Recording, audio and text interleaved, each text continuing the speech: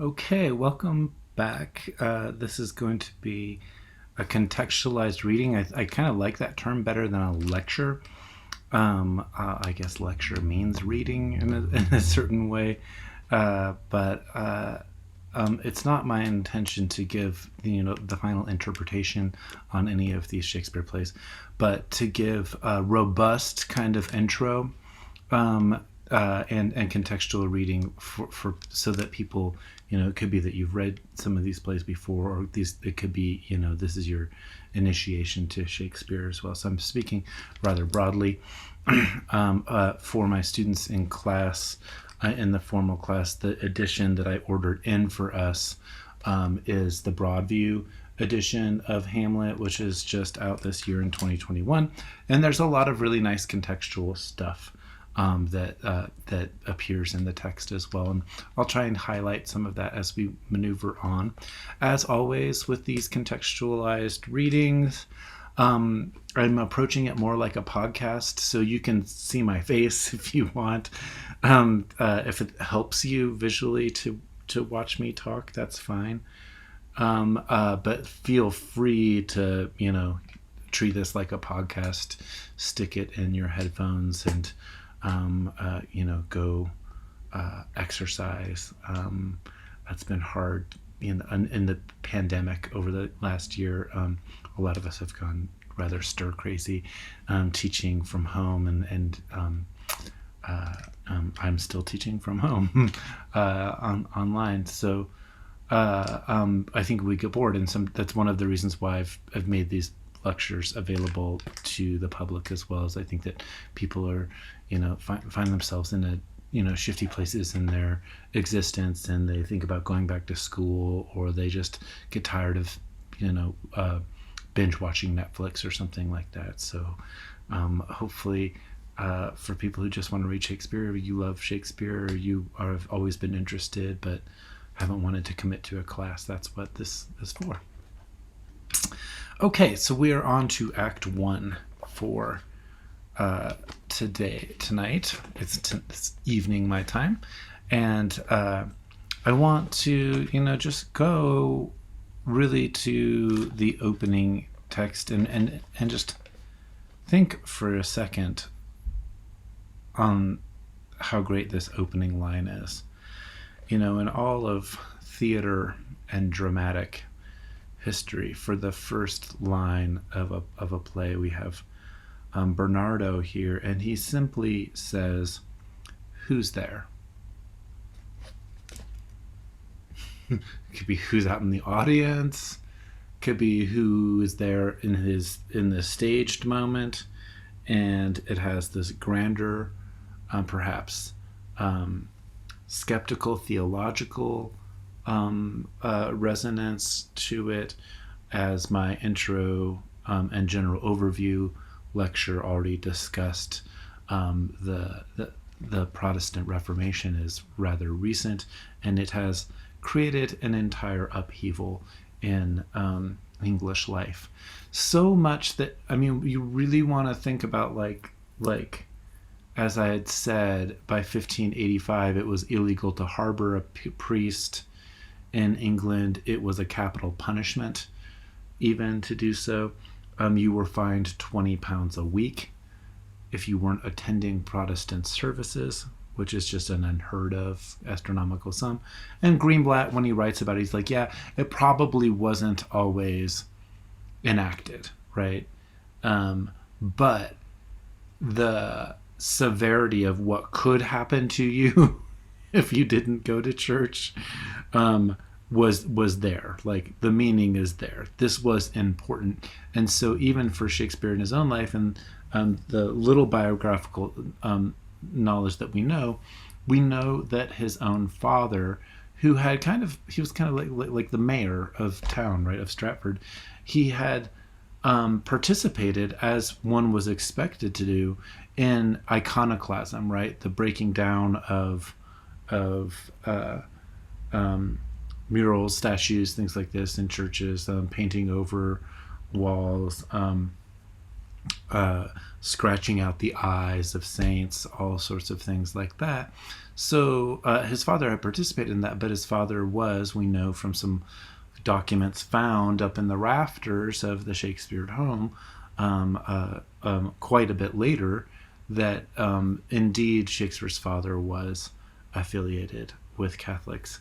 And, at least nominally, Shakespeare would have had to participate in Protestant services, we know.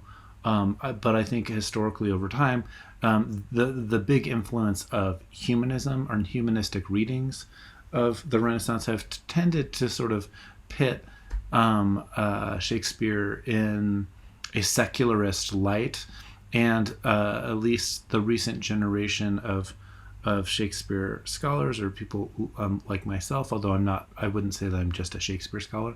I am teaching a class this summer on it. There has been a kind of renewed and reinvigorated attention to religious contexts of the time period. And I think Greenblatt's books, are important. The Will in the World, the biography. There are suggestions of what it might mean for William Shakespeare to be wrestling with these kinds of theological ideas himself, even though this is kind of risking biographical criticism. I guess it's biological as well because it's his father, but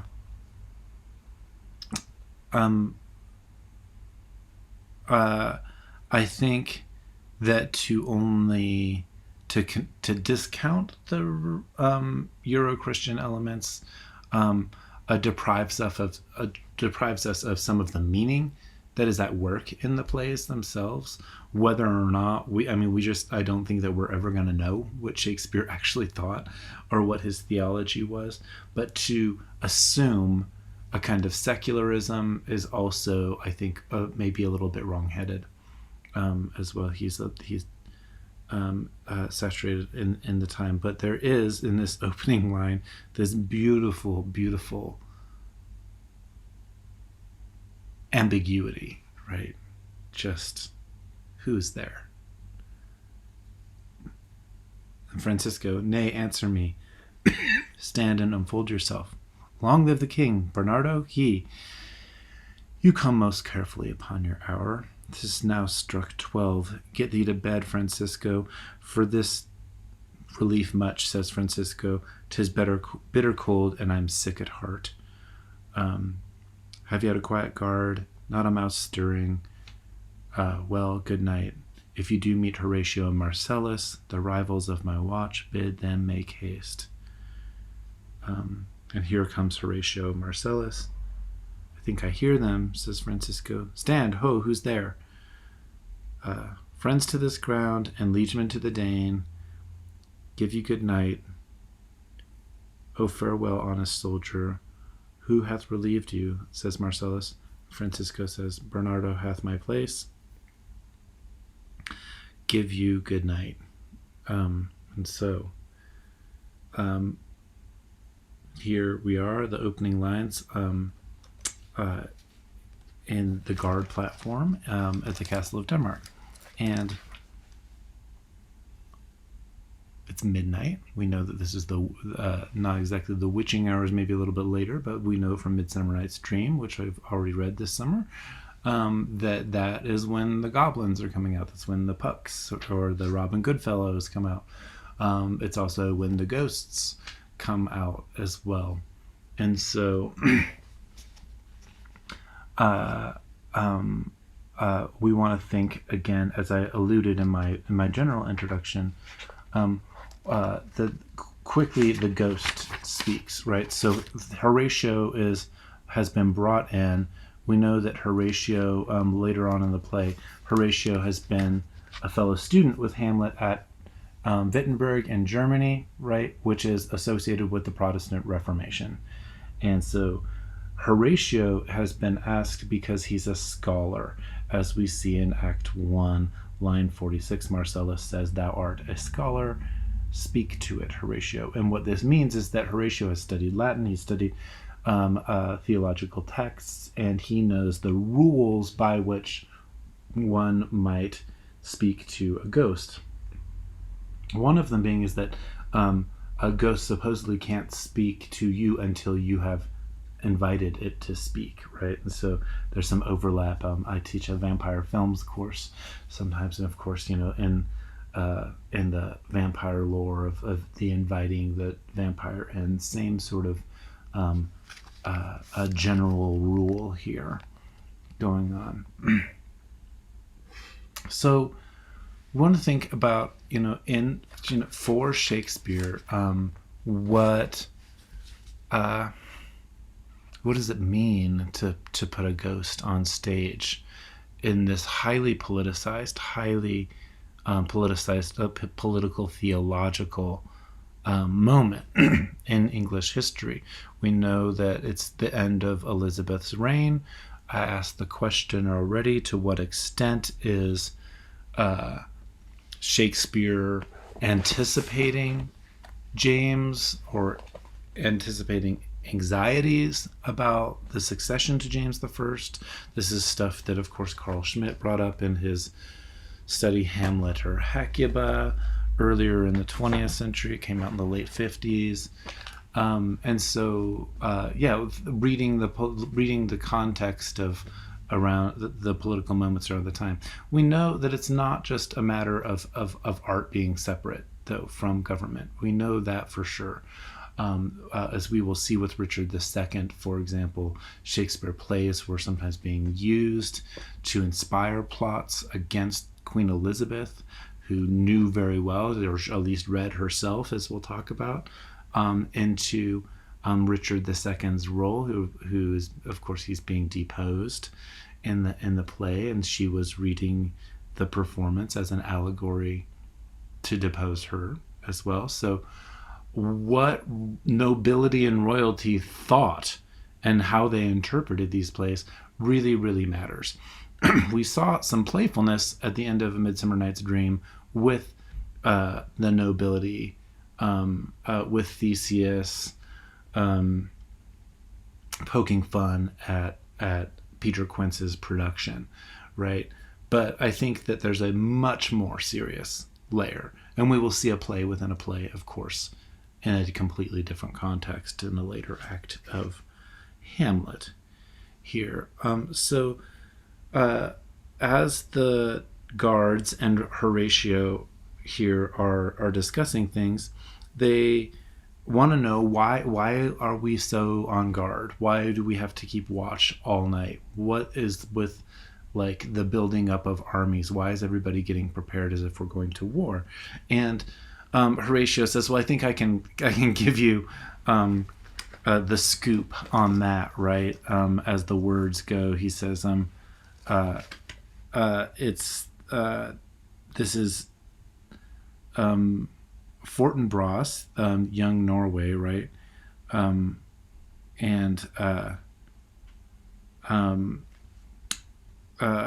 Fortinbras's father has died, had been bested by King Hamlet, and now that Fortinbras has died, now that King Hamlet has died, Fortinbras is on the move, militarily speaking, and that there's some concern in Denmark that Fortinbras is going to be bringing his armies against Denmark, right? That's kind of what unfolds here. But first, the ghost shows up, right? So Horatio doesn't quite believe them at first, but then the ghost shows up. Question at Horatio, says Marcellus, and Horatio says, "What art thou that usurpest this time of night, together with that fair and warlike form in which the majesty of buried Denmark did sometimes march? By heaven I charge thee, speak." And so the command, and it's the command by heaven, right? The oath to heaven is what's supposed to force the ghost to speak. But the ghost goes away. and Horatio saying, "Speak, speak, I charge thee, speak," and the ghost exits. Um, and then we get more of this unfolding of the dramatic situation. Does it look like the king? It does. It looks like the king, um, as thou art to thyself, says Horatio. Such was the very armor he had on when he the ambitious Norway combated. So frowned he once, when in an angry parle he smote the sledded Polacs on the ice. 'Tis strange. And so, what's important, I think, and Emma Smith has alluded to this in her lectures, where she says, we've focused so much. Hamlet criticism has focused on the way that it prefigures a modern disposition that we forget how much nostalgia there is in the play for an earlier time. And this is one of those moments where the ghost of Hamlet is not in the clothes that he was killed in the garden recently. He appears in the armor from when he had slayed Fortinbras's father, Norway.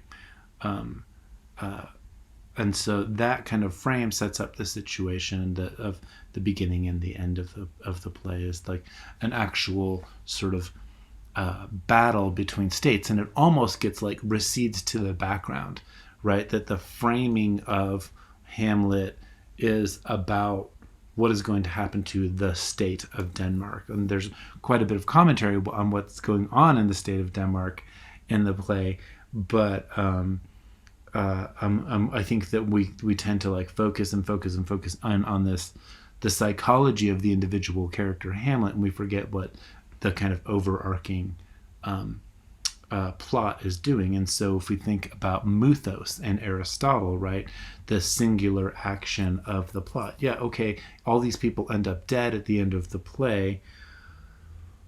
How is order restored, right? In classical texts and Greek texts, it was just enough to have the order restored, as I said in my intro lecture to Hamlet.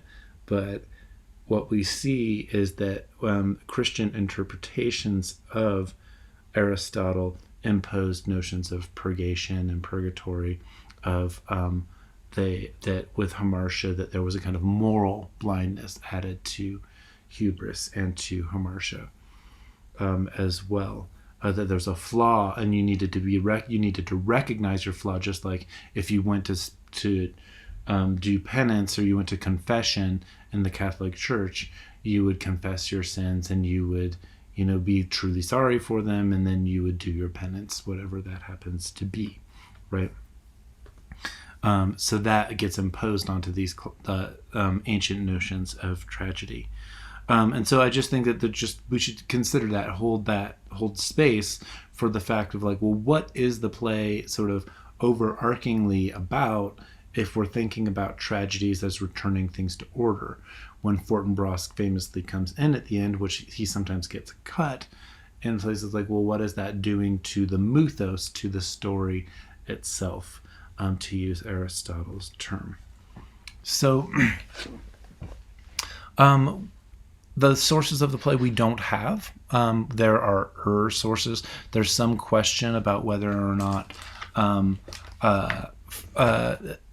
Shakespeare himself wrote an earlier version of Hamlet that has now been lost. There have been several plays from this time period of Shakespeare's that have been lost. So we know that we don't have everything. But at this, and we know from Thomas Nash's book, Terrors of the Night, I'm just going to grab it here. We know that this book, which I was using in my A Midsummer Night's Dream lectures as well, this alludes to a play that apparently people of the period knew, that was called Hamlet. And so Emma Smith deals with the naming of why is this play called Hamlet. It is the convention of the period that when a play is named a singular person, as opposed to a broader theme like A Midsummer Night's Dream, that the singularity of the person hints at the singularity of tragedy, right? That it's about something singular. So There are various different sort of historical texts that Shakespeare seems to be getting the original story from. But like many of his plays, he's going to date the play several centuries earlier in Denmark. And this allows, I think, the writer Shakespeare for some strategic ambiguity.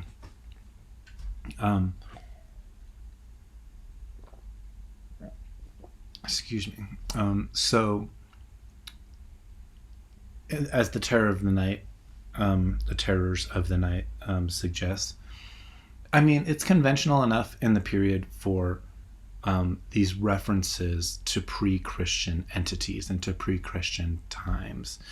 In fact, I mean, that emboldens a sense of the success of Christendom, right? Or Euro-Christen domination, right? And that word dominate, the up-down image schema of the God and Christ and the King and sort of and Christendom, right? We think of it as a pejorative or a negative term, sometimes domination, but it is a legal term, the dominate of the period. So when we think about Christendom and the idea of that, well, that emboldens their sense of their own modernity for their time period. There was an ancient time before there was Christianity and things were, a mess. And now we live in much more ordered times, right? That's the sensibility for the Christian state of things. Later on, it becomes more of a civilization story through colonization as well, for sure. But so by moving to an ancient source, I think that some of the theological ambiguities, some of the things that might get someone in trouble, like having a ghost on stage, which would seem in some ways to be heretical. I think that it mitigates some of the fears of the censors there by dating it some ancient. And again, I think this is why Emma Smith's lecture I think is important, that we really think about the ways that this play looks back at a ghost who appears to be a Catholic ghost, appears to be in purgatory, as we will see. Whereas Hamlet seems, we don't quite know. There are different ways, as we'll go throughout the play. If Hamlet is a Protestant, this is what's going on. If he's a Catholic, it's a completely different situation, right? Which is a pretty interesting way to position a character anyway. So the ghost is staged, and Shakespeare may have played him in the first production of the play against Burbage, Richard Burbage, who was playing Hamlet. Burbage is the famous, the kind of star actor in Shakespeare's troupe. And so that's interesting too. Many critics have made a lot out of the fact that Hamlet had lost his son named Hamnet a few years before writing the play, and that his own father, his own father's mortality has been weighing on him as well. We know that his own father definitely had Catholic leanings too. So there's a lot of temptation here to read a kind of autobiographical element or elements into the play itself. And Emma Smith does remind us that Shakespeare wasn't writing autobiography. It wasn't the convention at the time to be doing that sort of thing. He's not confessing for us. If he's doing anything, he's trying to mimic ancient writers. And to show us writing that way. Now, that we have to temper that with the critical idea that as the mature Shakespeare, as this play arrives with this kind of maturity as a writer, that Shakespeare seems way less self-conscious, I think, as a writer in this play if we think back to the heavily metered, heavily rhymed kind of stuff that's going on in A Midsummer Night's Dream, it's not to belittle A Midsummer Night's Dream. I think that there's hopefully from my lectures you see that there's a lot going on there, but it does feel different. I mean, even in this summer, as moving from A Midsummer Night's Dreams to Hamlet, I mean, it should feel different to you, even if this is only your second Shakespeare play that you have read. So again, so Shakespeare may have played him in the first production, The Ghost, that is. Protestantism had done away with the doctrine of purgatory, which meant that ghosts could only be apparitions of the devil.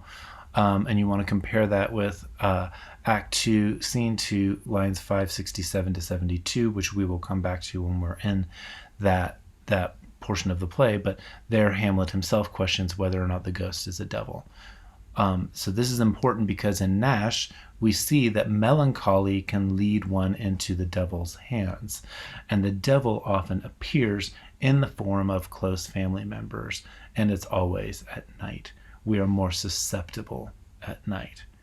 Our defenses are down, and the darkness of the night is the devil's playground.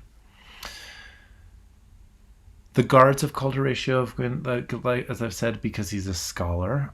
It's important to see that others see the ghost at the beginning of the play. So it can be read that later on, when the ghost appears, that other people don't see the ghost. So Hamlet's mother does not see the ghost when he appears later on in the play. And so the question is then like, well, is the ghost really just a figment of Hamlet's own imagination here? And there's a part here in Act 1 where Hamlet kind of runs away from the guards, as we'll see. And that becomes an important interpretive moment for us in the text. The ghost, as I said, is adorned with the armor that he wore while beating Norway in a battle earlier in his life. We get the line, "This bodes some strange interruption to our state." All right. Ghosts presumably couldn't speak until it's being spoken to. As I mentioned in the intro lectures, King James, who's going to succeed Queen Elizabeth shortly, is a Protestant, though it might have been questionable whether he would turn England back to his mother, Mary, Queen of Scots, Catholicism, because she was executed by Elizabeth, and that James's own work on demonology and witchcraft seems to be not just a kind of hobby theology for him. It seems to be something he took really seriously, and that there is a political angle. What James's theology had real effects on the national economy of England. So the guards are concerned, as I said, for the preparation of war. Horatio says that Fortinbras, after the ghost disappears, and they're starting to talk about what's going on in the state of Denmark. And Horatio says, at least as the whisper goes, our last king, whose image even but now appeared to us, was, as you know, by Fortinbras of Norway, thereto pricked on by a most emulate pride, dared to combat, in which our valiant Hamlet, this is the older Hamlet, for so this side of our world, of our known world, esteemed him, did slay Fortinbras, who by a sealed compact well ratified by law and heraldry did forfeit with his life all of those lands which he stood seized of to the conqueror, who against the which a moiety competent was gauged by our king, who which had returned to the inheritance of Fortinbras, had he been the vanquisher as by some covenant.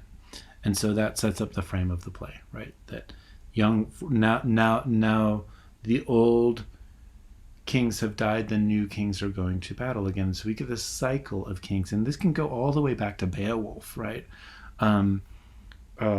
the idea that the new generations will keep kind of fighting out these kinds of cyclical types of dramas as well.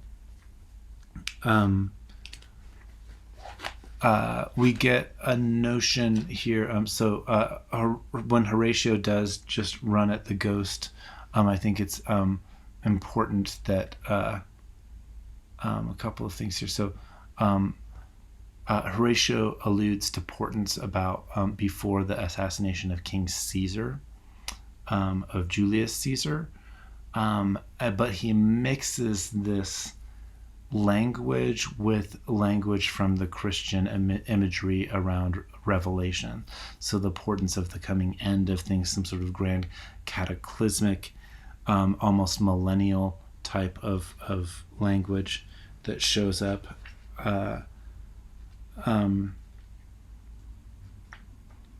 So the ghost enters again, for example, and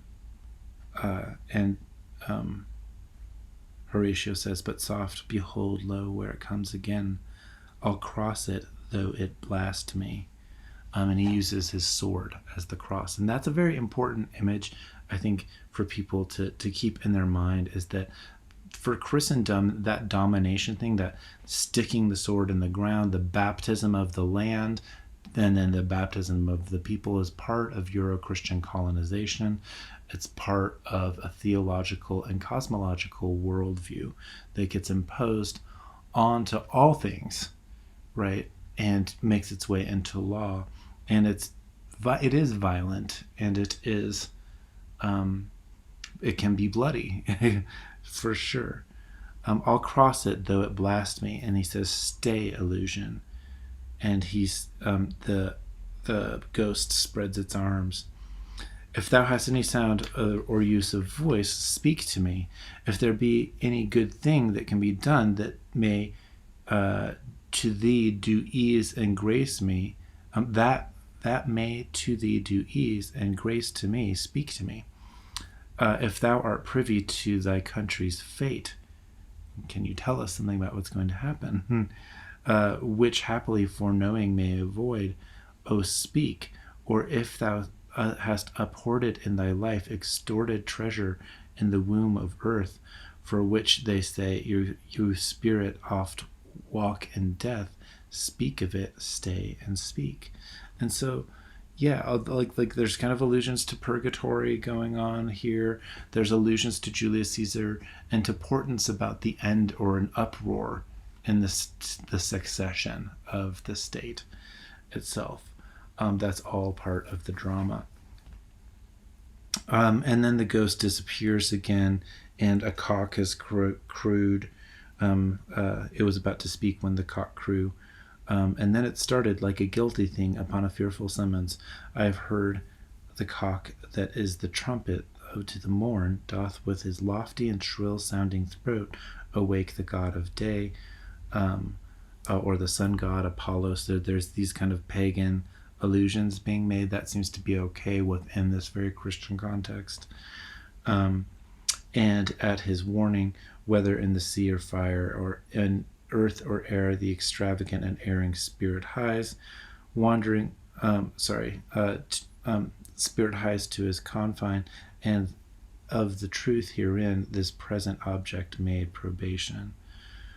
So there's this like explaining of the guards are talking to each other, but if you imagine you're out in the audience, they're kind of explaining what's going on too as well. And so what are the rules about spirits and when they have to leave and be summoned back? And this goes all the way again into vampire lore as well. I mean, you can watch Murnau's Nosferatu, right? And still has that kind of the dawn showing up. And so they decide they're going to go tell Hamlet about the ghost, right? Then we get the shift to 1.2, where we go to a room of state in the castle. And the king comes in. We've got Gertrude, Hamlet, Polonius, Laertes, and his sister Ophelia, and landlord's attendants. And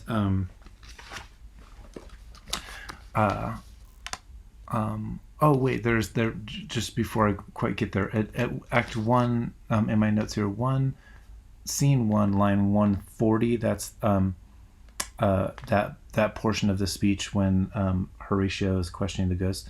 If thou hast abhorred in thy life extorted treasure in the womb of the earth, for which they say, you spirits oft walk in death, speak of it. That can also be an allusion to indulgences as well.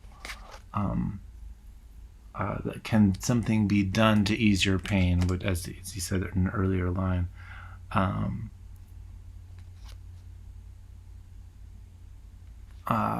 Yeah. There's a Euro-Christian dominance that at line 165 here, where Marcellus is talking.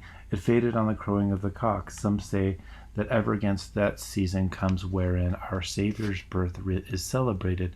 The bird of dawning singeth all night long. And then they say no spirit can walk abroad. The nights are wholesome, and no planets strike, no fairy takes, nor witch hath power to charm. So hallowed and so gracious is that time. So there's this perception, like, again, like, this is Euro Christianity, right? And the dominance of Christian domination, right, is that, supposedly near Christmas time, that a rooster's going to crow all night, and that crowing all night preserves the space and makes it so no spirits can walk, and it's because it's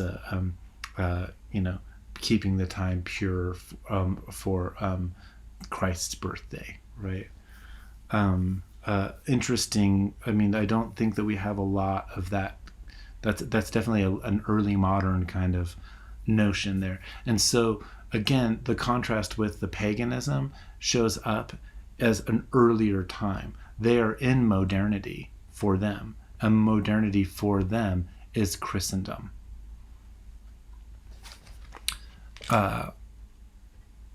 It could be an allusion as well, I think, to James the First in there.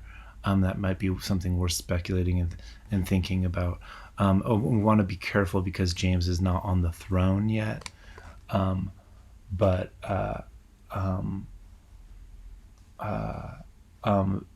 the kind of interest in fairies and this discussion, you might, like, a good research project would be, and I'm not going to do it here, by the way, is to compare to James's demonology and see whether or not, is Shakespeare, by including this kind of scholarly information, does he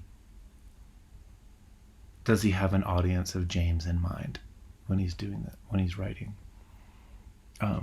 So we get Acts 1.2, the room of state, and we notice this language in Claudius' speech and throughout the play, the jointed and disjointed notion, the imperial jointress of this warlike state.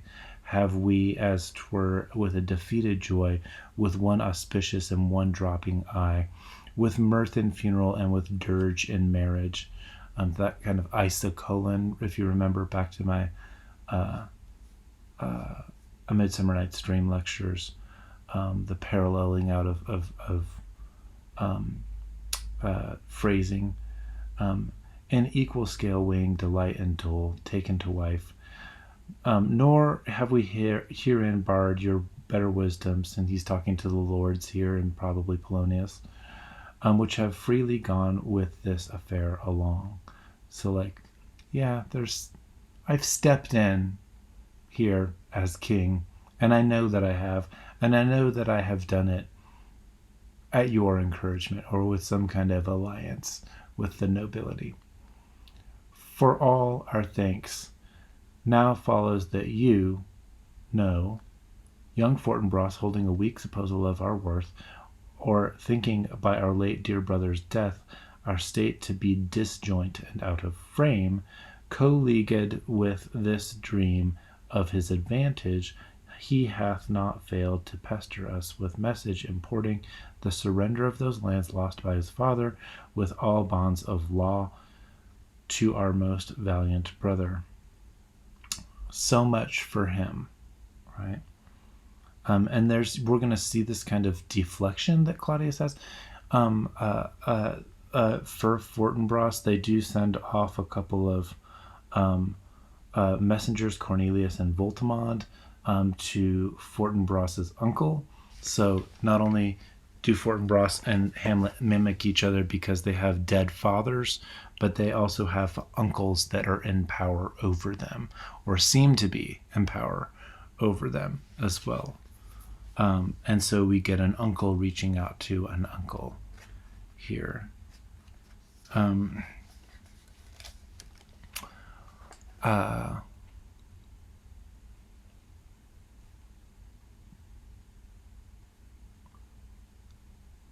Notice also that Laertes kind of could be a foil or a double, a kind of double of Hamlet as well, and we get a father and son relationship there between Polonius, right? So Claudius then represents Laertes' relationship to his father Polonius as intimately and close with the state.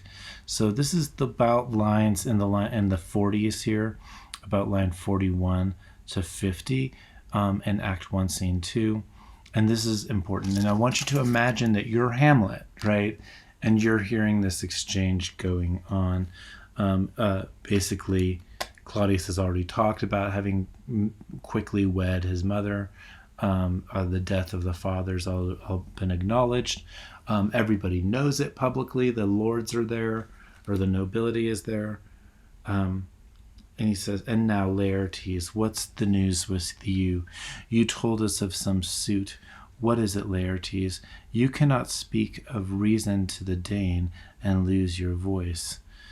What wouldst thou beg, Laertes, that shall not be my offer, not thy asking?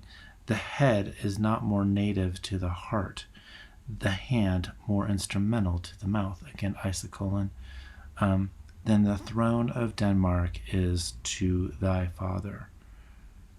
Right? So this intimate alliance between Polonius, Laertes' father, and Claudius, referring to himself as Denmark, as the Dane, the head of state. And I think, just like imagining Hamlet at the side of things, like this intimate relationship between Laertes and Claudius that's being spoken publicly in front of other people, I think that it has some resonance there. What wouldst thou have, Laertes? Dread my lord, he says, your leave and favor to return to France, from whence, though willingly I came to Denmark to show my duty in your coronation. And so he does not say, I came here for the funeral of Hamlet.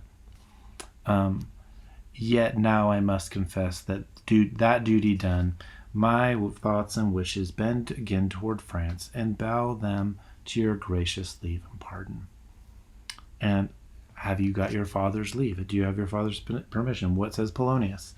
And Polonius says, he hath wrung from me my slow leave by laborsome petition, and at last upon his will I sealed my hard consent. I do beseech you, give him leave to go. And so the king does, right? Claudius does. And then there's the shift to Hamlet immediately, right? So Laertes gets to go back to school, but they implore Hamlet to stay, right? So Laertes is definitely being a foil here, like a character used to contrast and show what's going on with Hamlet through a kind of doubling here. And Hamlet's opening lines and throughout the play are going to be pun upon pun, right? The double entendre, the double meanings going on. The king says, how now, now my cousin Hamlet and my son, right? And Hamlet's response, famously, a little more than kin and less than kind. How is it the clouds still hang over you? And Hamlet, not so, my lord, I am too much in the sun, right? You are treating me as a son, S-O-N, and I'm too much in the sun in terms of the king's court. I'm too much in the public. I'm exposed here to the crown. You can think of even of that the king wears, which is a kind of sun, right? And the queen says, "Good Hamlet, cast thou thy nighted color off, and let thine eye look like a friend on Denmark. Do not forever with thy veiled lids seek for thy noble father in the dust. Thou know'st 'tis common, and all that lives must die, passing through nature to eternity."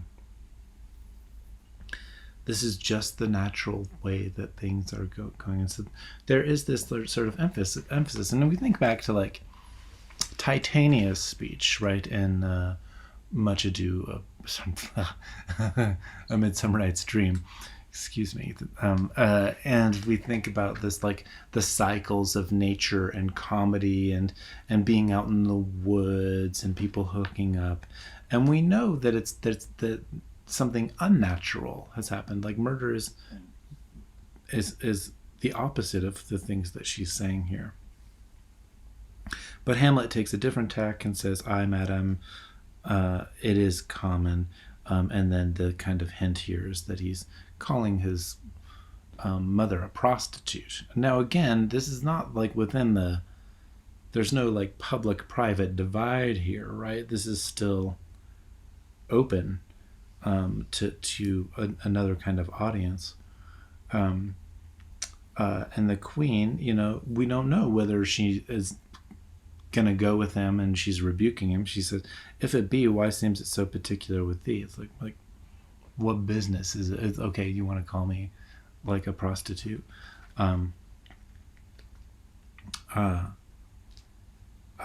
Or if she's going with him, right, and she's saying, "Well, then why are you making such a big deal of this? Why seems it so particular?" And Hamlet's going to take that seems, and he's going to elaborate on it, right? And so we see right away that Hamlet is a skilled orator. He can think in the moment and on the fly, and he has an intense relationship with language himself. So, "Seems, madame, nay, it is, I know not seems.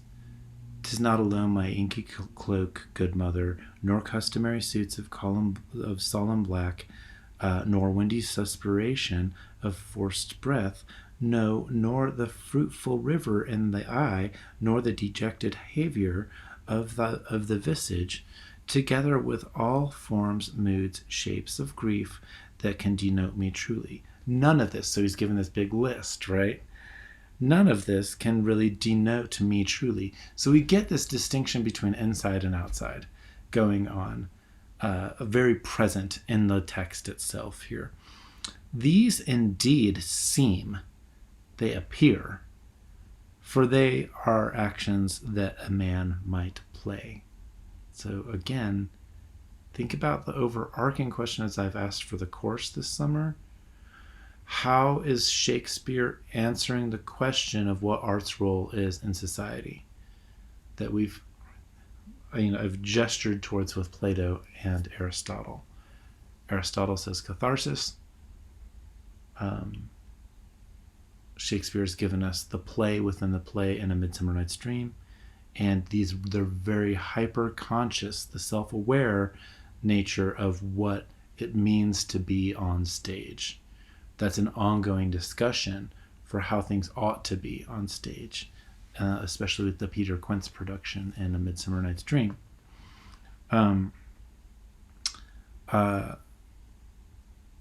He says, "A man might play at these appearances of woe, but I have that within which passeth show." There's something inside me that can't be seen, despite the fact that I'm wearing black and I appear outwardly to be in mourning. "These but the trappings and the suits of woe." And so that's going to be important because, like, if the critics are right, and this is where Shakespeare shows his ability to convey the internality of modern subjective consciousness in a play. We know that Hamlet is at least doing it at the level of the line, is making these distinctions between inside and outside, inward thought, and what doesn't appear on the outside. Is it an allusion to the unconscious in Freud's terms? Maybe not quite that extreme, but we definitely get the sense that there's stuff that goes on inside our minds that may not even be representable in the public. And the king kind of rebukes him, right? Like, "'Tis sweet and commendable in your nature, Hamlet, to give these mourning duties to your father, but you must know that your father lost a father, and that father lost his, and the survivor bound in filial obligation for some return to do obsequious sorrow, or to follow," like obsequious, right? "But to persevere in obstinate condolement is a course of impious stubbornness." So this is interesting. So there's a question about how long Hamlet older Hamlet has been dead, and we'll get to that in the first soliloquy here. But how long is acceptable to mourn or not mourn? Some of my Native American friends, one of my an Apache woman who lost her mother, wasn't supposed to really be doing much in public for a year after her mother's death. And so I think about my indigenous friends, and in context in contrast anyway here. "'Tis unmanly grief." So it's impious and it's unmanly, right? So both of these are going to kind of reflect back onto maybe the kind of metaphorical, in George Lakoff's terms, idealized cognitive model that is Euro-Christianity, which asserts that there's a strong father, that father is associated with the sun, is associated with the higher up, and that looks down on things, right? So there's a vertical image schema, as my another indigenous colleague of mine, Tink Tinker, points out for Euro-Christianity. There's an up-down image schema in Euro-Christian worldview, and that also it's also gendered. That not only if are you unpious by doing this, but you're unmanly. "It shows a will most incorrect to heaven, a heart unfortified, a mind impatient, an understanding simple and unschooled." And here he is telling Hamlet, who's been away at university in Wittenberg, and he's been studying. He's a scholar. We know from Hamlet, just the way he's just spoken, right, that he's got a knack for words. And here's Claudius saying that it's unschooled. "For what we know must be and is as common," again that word common shows up again, "as the most vulgar thing to sense. Why should we in our peevish opposition take it to heart? Fie, 'tis a fault to heaven."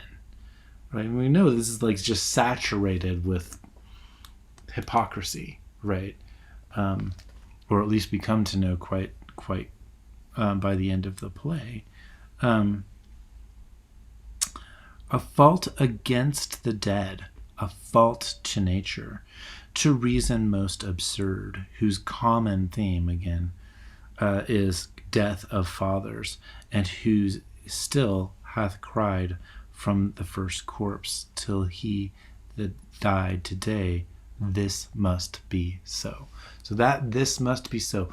Fathers die, successions happen.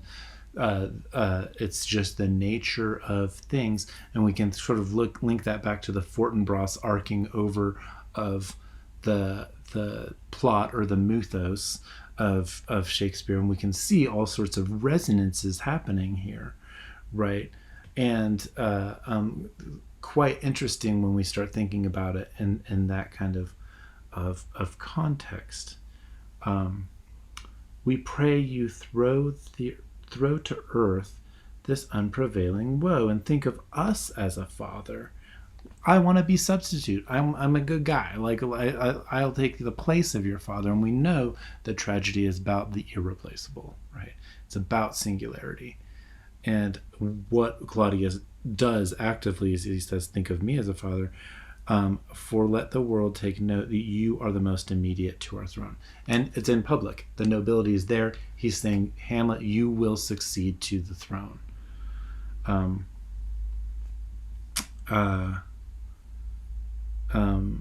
And with no less nobility of love than that which dearest father bears his son, do I impart toward you. For your intent in going back to school in Wittenberg, it is most retrograde to our desire. So you stay here. He's just called him unschooled, and then he goes and says for Hamlet to stay here. And then, in my edition of the book, there's a nice note on Wittenberg and the Protestant Reformation, which is one of the reasons why I ordered this book in for students in my class.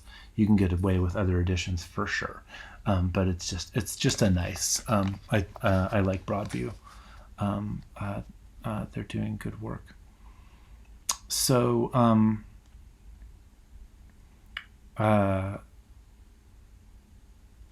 Yeah, and Hamlet agrees, and then Claudius says like, "Great, now we can go party, now we can go drink," right? And so this is going to be a common theme throughout the play, as well as the reputation that the Danes have for being drunkards, as which is something that seems to irritate Hamlet.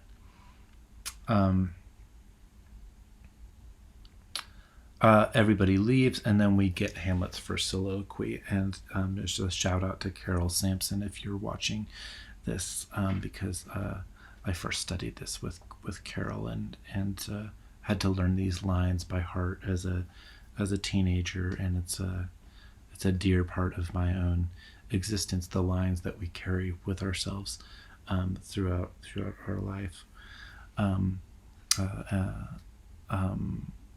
So here we go. I'm going to read the whole. This is Hamlet's first soliloquy. There are 3 famous soliloquies in this play. All of them are worthy of focused attention in terms of Shakespeare's language. Oh, that this too solid flesh would melt, thaw, and resolve itself into a dew. Or that the everlasting had not fixed his canon against self-slaughter. Oh God, God, how weary, stale, flat, and unprofitable seem to me all the uses of this world. Fie on it, ah fie. 'Tis an unweeded garden which grows to seed. Things rank and gross in nature possess it merely. That it should come to this. But 2 months dead, nay, not so much, not 2. So excellent a king that was to this Hyperion to a satyr, so loving to my mother that he might not beteem the winds of heaven visit her face too roughly. Heaven and earth, must I remember? Why, she would hang on him as if increase of appetite had grown by what it fed on, and yet within a month. Let me not think on it, frailty thy name as woman. A little month, or ere those shoes were old with which she followed my poor father's body, like Niobe, all tears. Why she, even she, O God, a beast that wants discourse of reason, would have mourned longer. Married with my uncle, my father's brother, but no more like my father than I to Hercules.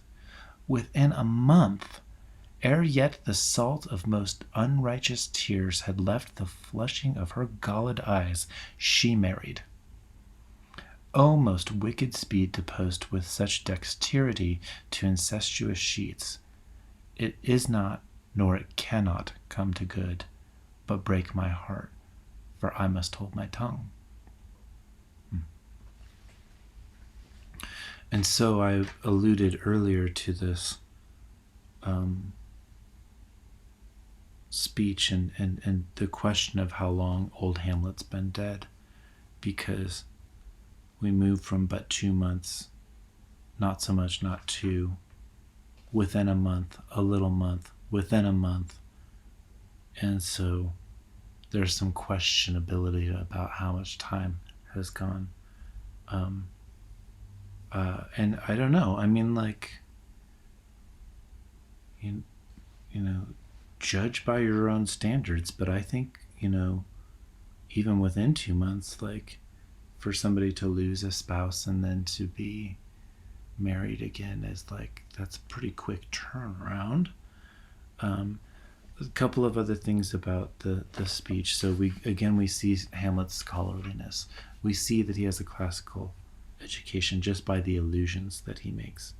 Hyperion to a satyr, Hyperion being the sun, right? So excellent a king that was Hyperion to a satyr.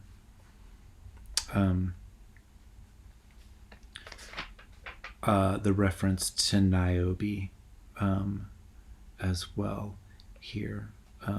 And Niobe had boasted that her children, I'm reading the note from the book here, her 14 children outnumbered those of Leto. Leto's offspring, Apollo and Artemis, slew all of Niobe's children as a punishment for her hubris or her pride.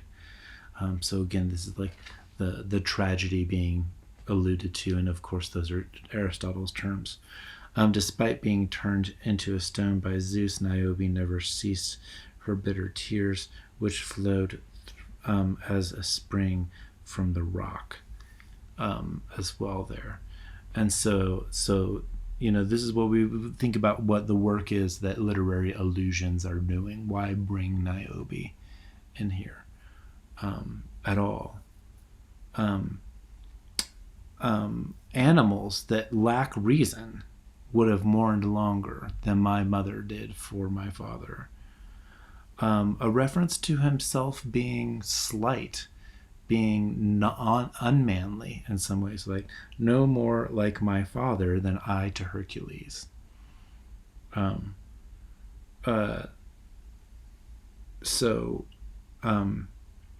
then the emphasis on incestuous sheets.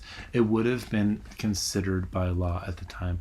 It would have been considered incest for the father to marry the father's brother to marry the brother.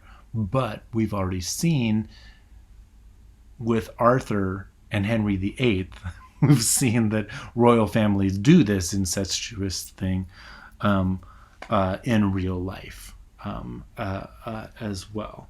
But at least if we're thinking legally speaking for the period there. Also pretty close, Mary and Mary Queen of Scots and her husband, kind of close cousins there. Okay, so this is the first soliloquy, and what we see here is the first, there's this impulse towards melancholy and towards the question of suicide. Oh, that this too solid flesh would melt, thaw, and resolve itself into a dew, or that the everlasting had not fixed his canon against self-slaughter, against suicide, right? And then we get this idealized kind of notion of the parents. Hyperion to a satyr, he won't beteem the winds of heaven, visit her face too roughly, and then the blaming of the woman, frailty, thy name is woman, incestuous sheets. These seems to be building some rage against Gertrude, his mother, at this point. But there's a lot of externalizing, I think, going on in Soliloquy 1, and that's going to shift by the time that we get to Soliloquy 2 later on in the play, where there becomes a lot more self-blaming going on there. There's a little self-reference, then no more like my father than I to Hercules. But between that and then at the end here, like, break my heart because I must hold my tongue. And so just interesting at that moment, because we know that he doesn't know about the ghost yet or anything. And so, like, what is compelling Hamlet at this point to hold his tongue? Arguably, his uncle has interceded on his own succession. So then there's the kind of age-old question of how old is Hamlet? Is he not quite of age yet to become the king? Well, the precedent would be that he still becomes king, but there's a regent or something that. So it does seem that Claudius has stepped in at a certain point, but Hamlet that can't do anything about it for whatever reasons. Then we get Horatio, Marcellus, and Bernardo enter, and they tell him about the ghost, of course, right?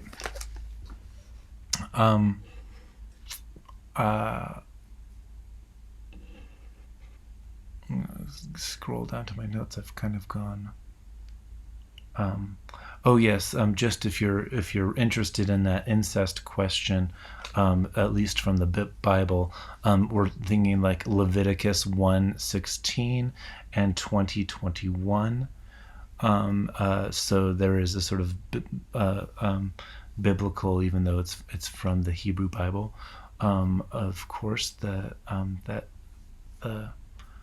Protestants, part of what they do in their imaginary is they know that the New Testament is the New Testament, so they become quite adept scholars of Hebrew, readers of Hebrew and the Old Testament. Even the Puritans, when they come over to so-called New England, which is their, again, Euro-Christian domination of the northern continent that I live on, Turtle Island, as the natives call it.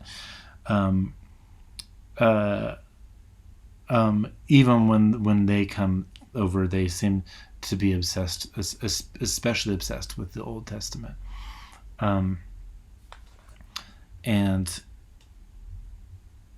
So Leviticus shows up, Horatio and the guards enter, and we get a biting critique, I think, of Claudius's drinking here, where Hamlet is saying to Horatio, what is your affair at Elsinore? We'll teach you to drink merry ere you depart. Horatio says, my lord, I came to see your father's funeral. Different reason than Laertes, right? Really important. And then Hamlet, I prithee do not mock me, fellow student. I think it was to see my mother's wedding. And Horatio, indeed, my lord, it followed hard upon. Thrift, Horatio, the funeral baked meats did coldly furnish the marriage tables.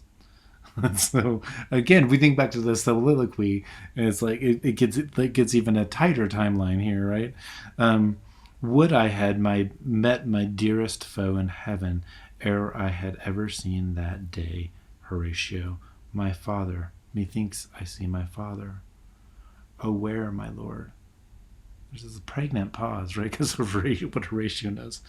And in my mind's eye, right? So that, again, the reference to internality there. I saw him once. He was a goodly king. He was a man. Take him for all in all. I shall not look upon his like again. The nostalgia for his father.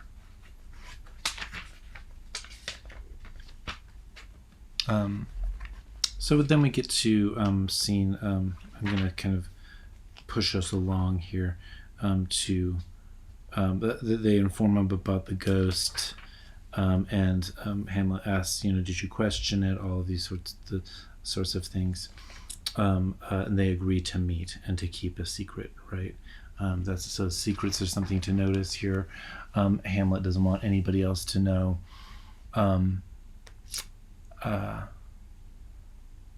They all leave, and Hamlet says, your love's as mine to you, farewell. And then we're left again with him on stage, alone. My father's spirit in arms, all is not well. I suspect, right? I doubt some foul play. Would the night were come. Till then, sit still, my soul. Foul deeds will rise, though all the earth overwhelm them to men's eyes. Then we get a shift to scene 1.3. There's a lot already going on in this play, just in Act 1, right? And we're seeing human relationships. We're seeing fathers and sons. We're seeing sisters and brothers here. We're seeing mothers and sons. Um, we're seeing fellow students with each other. And we get Laertes and Ophelia, and this is like there's a kind of intimacy I think that Shakespeare's giving us here. In this very, it seems to be quite a loving relationship between Laertes and Ophelia. I just want to point out for those of you who are interested, especially in Ophelia, in around line 5 here, where Laertes says, "For Hamlet and the trifling of his favor, hold it a fashion and a toy in blood, a violet in the youth of primy nature." Ophelia famously will be dealing with all sorts of flowers later on in the play, and so just the notion of the reference to a violet here. A violet in the youth of primy nature, forward, not permanent, sweet, not lasting, the perfume and suppliance of a minute, no more. No more but so, says Ophelia. And then we get this kind of lecture from Laertes. So Ophelia, we have to have all sorts of sympathy for Ophelia, but she just gets mansplained to over and over again, even though she does assert herself in moments. But he says of Hamlet, like the problem with Hamlet is that his will is not his own, right? He's going to be king one day, and people who are in that state, he's not going to be a good lover to you. He's probably going to have to choose somebody else to make a political alliance, and your heart's going to get broken, your honor's going to be besmirched or whatever. As he's leaving, Polonius comes in. Ophelia does kind of assert herself. She says, "I shall the effect of this good lesson keep as watchman to my heart." You can almost hear her being a little like funny. "But, good my brother, do not, as some ungracious pastors do, show me the steep and thorny way to heaven, whilst like a puffed and reckless libertine himself the primrose path of dalliance treads, and recks not his own reed." Take your own advice too, right? And so Laertes, as he's leaving, he says, "Remember what I said." And Polonius comes and mansplains to Laertes, right? So we get a lecture to Laertes on what to do. And then Laertes says, "Remember what I've said." And Polonius immediately turns to Ophelia and says, "What is it, Ophelia, he hath said to you? So please you something concerning the Lord Hamlet. Marry, well bethought. 'Tis told me he hath very oft of late given private time to you, and you yourself have of your audience been the most free and bounteous. If it be so, as so 'tis put on me." And so he's alluding to the fact that he has ears everywhere. You can think of him, like, compare him to characters from the Game of Thrones or some little birds everywhere, right?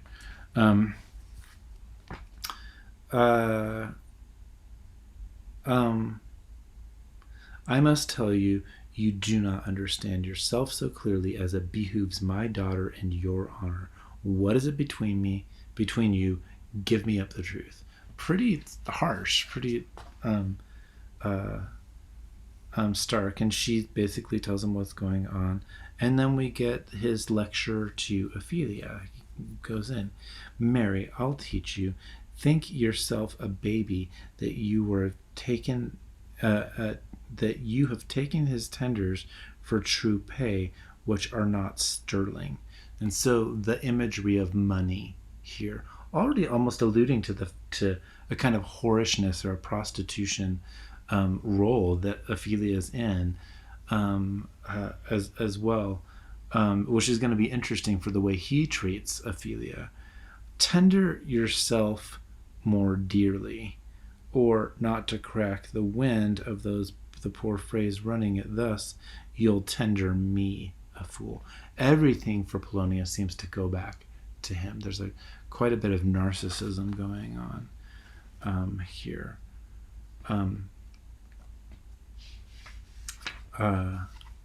I know what young men are all about when we get this kind of lecture about Hamlet going on, and then of course he forbids Ophelia from having any kind of contact with Hamlet, and Ophelia says, I'll do as you say, right? Not the same thing as A Midsummer Night's Dream, but I think that we need to think back on that and remember that it was the law that young women had to follow what their father said about whom they would marry and interact with. And Ophelia just seems to be dutiful here. 1.4, we are back on the guard platform, and we get Hamlet, Horatio. So again, Act 1 has been really, there's just a lot going on in the play. So there are references to the king's drinking again. They can hear him off in the background. Hamlet blames the partying for draining the nation's wealth and running up its reputation, for Danes being drunks. Ghost enters, and Hamlet addresses it. Marcellus warns Hamlet not to follow the ghost, and Horatio agrees. So this is a key interpretive part of the play. Hamlet gives a Christian answer, and he says we might even think of this as Calvinist. I think so. Calvinist theology would have been especially probably more influential in England at the time that Shakespeare's writing this, maybe even more so than Luther. And so Calvinism placed a high premium on the idea that souls' fates have been predetermined. You don't get to really choose or do good deeds, like whether or not you're going to heaven. You don't know whether or not what the state of your soul is, and this produces a high degree of anxiety for Christians who want to evidence to the world, to the external world, the fact that they're in good grace, right, with their Savior. But let it be known, as Hamlet says, my fate cries out in Act 1.4, line 83. And so this is not a version of fate that's Oedipus's fate. That's important. It's a Christian kind of fate, and that's why I say Hamlet gives a Christian answer. And so Hamlet goes off alone with the ghost, and he's said that this is my fate. And this is where it can open up to interpretation. What happens? Is this when, through talking to the ghost, does Hamlet actually go mad? Is his reason in question? We don't have the eyes of Horatio and Marcellus and Bernardo here anymore. We do get a ghost who's Catholic, right? So Hamlet, and we're in 1.5 now. Hamlet's alone with the ghost, and we see that the ghost alludes to purgatory, but of course Protestants had theologically done away with the doctrine. So again, if Hamlet is a Protestant, this is the devil tempting him.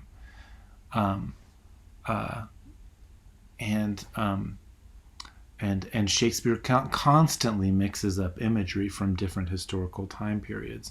So I don't think people would say like, well, doesn't really matter if he's a Protestant or not, because the play is already set back into a pre-Protestant Reformation type of time period. I don't think that seems to be the logic. And the places where I would just look in the text to say like why that is not so is like because Hamlet is studying at Wittenberg, right? So there's all sorts of contemporary Christian elements that are being cast back into this play that's set in a prior time period. Can we believe the ghost? That's a question, interpretive question. Nash, again, Thomas Nash's book, The Terrors of the Night, is a good comparison point there.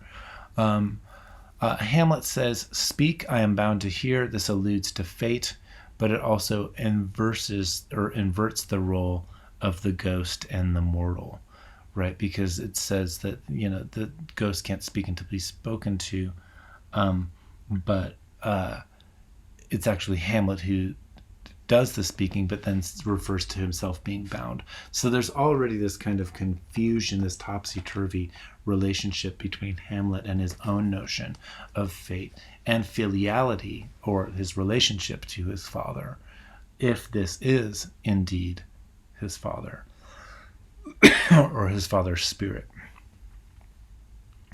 Unnatural murder gets brought up here. So again, contrast that back to Claudius's Hippocratic discussion of what's natural. It's natural that fathers die. The ghost says, "My hour is almost come, when I to sulphurous and tormenting flames must render up myself. Alas, poor ghost, pity me not, but lend thy serious hearing to what I shall unfold. Speak, I'm bound to hear." And the ghost says outright, "I am thy father's spirit, doomed for a certain term to walk the night, and for the day confined to fast in fires, till the foul crimes done in my days of nature are burnt and purged away." This is a Catholic ghost, and everybody in Shakespeare's audience would know darn well this is not allowed. This is heretical in the state of England. Excuse me, I need some water.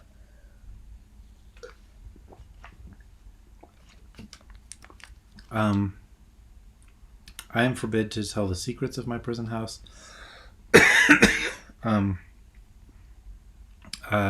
I could tell a tale unfold whose lightest word would harrow up the soul, freeze the young blood, make thy two eyes like stars start from their spheres, thy knotted and combined locks to part, and each particular hair to stand on end like quills upon a fretful parpentine. But this eternal blazon must not be to ears of flesh and blood. List, Hamlet, O list, if thou didst ever thy dear father love. And Hamlet, O God, revenge and revenge his foul and most unnatural murder. Murder? Questions Hamlet. Murder most foul, as and the best it is, this most foul, strange, and unnatural. So again, that being referenced. Incest is mentioned again around lines 42, that incestuous, that adulterate beast with witchcraft of his wits, which with traitorous gifts, O wicked wit and gifts that have the power to seduce one to shameful lust, the will of my most seeming virtuous queen. O Hamlet, what a falling off was there. And he bids Hamlet to remember him, and he says not to blame the mother, right, but to try and keep her out of the marriage bed. Pretty strong charges there. So we might think about Hamlet and the structure of delay that's happening here. Hamlet decides not to reveal to Horatio and the guards what he's learned from the ghost. This increases his own sense of internal thought processes. It heightens the privacy, the secrecy of his thoughts, but it also delays knowledge itself being delivered throughout the play. He swears, he has the guards swear by St. Patrick, which is again a reference to purgatory. And again, so it conflates the Catholicism with the idea of whether or not Hamlet is a Catholic. He wouldn't be swearing on saints at all in the Protestant sort of realm. And so is this, an allusion to the time period, or is this something else? So, excuse me, a lot of lecturing today. So purgatory, of course, being associated with St. Patrick, and with its existence as a realm being delivered by Christ, at least as the story goes, by Christ to St. Patrick, also associated with a particular cave, a particular place in Ireland that you can go and visit if you want to dig more into that physical type of realm or history. So Hamlet again swears everybody multiple times to secrecy regarding the ghost, and then we get this famous line: "The time is out of joint, O cursed spite, that ever I was born to set it right." And so we see that we see that Hamlet has taken on the idea that this is his fate, and that there's a trajectory that he's on, and he must see it through. There is a moment where I just slipped and mentioned Ophelia here, because in my text I'd written when the ghost leaves, he says, "Adieu, adieu, remember me." Or Hamlet is saying this, right? Relaying what the ghost said. And I think that that's a good comparison point to Ophelia later on. There might be some adieu, adieu, remember me, might resonate with some stuff later on in the play. But this language around fate, so be it, at about line 116. I'm not going to tell you what will happen because he'll reveal it. So again, referencing the internality. St. Patrick swearing is at 141. And the embracing of a kind of fate that we have at the end of Act 1 with Hamlet here. And then they all part together. They leave together on stage, but they leave together with Hamlet knowing something that the other guys don't know. So this ends Act 1. I'll continue in another lecture with Act 2. And thank you for listening and paying attention. And if my students in class, if you have more questions, just feel free to reach out and ask. Take care and have a good rest of your day, evening, wherever and whenever you come across this lecture. Take care.